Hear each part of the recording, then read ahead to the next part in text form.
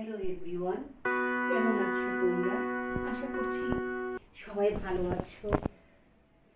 আজ বাজার থেকে 10 কেজি জলপাই নিয়ে এসেছি, দুরকম আচার করব বলে।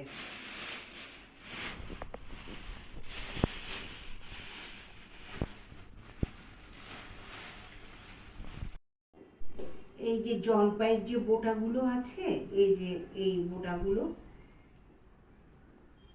এই বোটাগুলো ছিঁড়ে ওয়াশ করে নিতে হবে এবং ক্লিন করে নিব। ক্লিন করে যখন আচারের প্রসেসিং করব, তখন আবার বন্ধুরা তোমাদের সাথে দেখা হবে। সেই পর্যন্ত বন্ধুরা তোমরা ভালো থেকো, সুস্থ থেকো। বাই।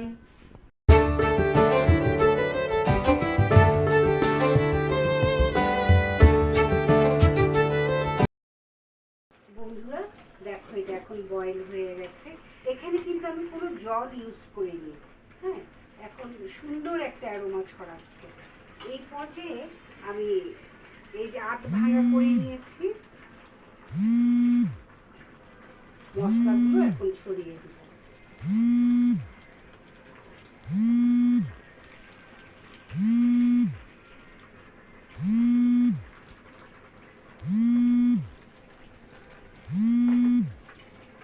এই যে দেখছো, শুকনো মরিচগুলো ছোট ছোট করে কেটে নিয়েছি।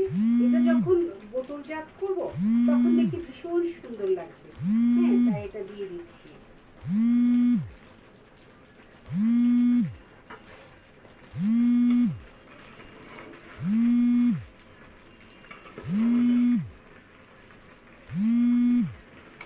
এই আচারটা এখানে যেহেতু আমি জল ইউজ করিনি, এটা তুমি 1 বছর পর্যন্ত মানে সংরক্ষণ করা যাবে। 1 বছরের উপর থাকে এই আচারটা। এতে কোনো জল ইউজ হয়নি। হ্যাঁ, এটাতে গুড় ইউজ হয়েছে, চিনি ইউজ হয়েছে, আর ভিনেগার ইউজ করেছি। আর মশলা দেখেছো, তোমরা তো দেখেছো কি কি ইউজ করেছি। হ্যাঁ, এটা যখন বোতলজাত করব তখন সরিষার তেল একটু গরম করব। গরম করে যখন ঠান্ডা হয়ে যাবে তখন ভিনেগার দিয়ে বোতলগুলো একটু ওয়াশ করে নেব, নিয়ে দেন তারপর এগুলো বোতলজাত করব। হ্যাঁ, এগুলো 1 বছরের উপর থাকবে। হ্যাঁ, এতে কোনো জল ইউজ হয়নি। তো হাত হাত দিয়ে যদি সব আচারগুলো না ধরে তাহলে কিন্তু নষ্ট হয়ে যায়। হ্যাঁ, সব সময় কিন্তু চামচ ইউজ করতে হবে এবং শুকনো চামচটাই ইউজ করতে হবে।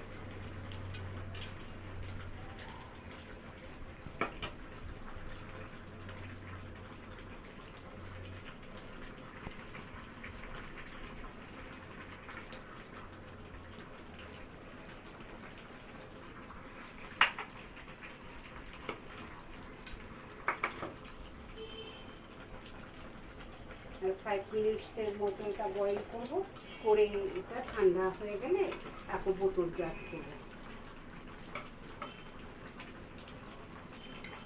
বন্ধুরা আজকে এই পর্যন্ত।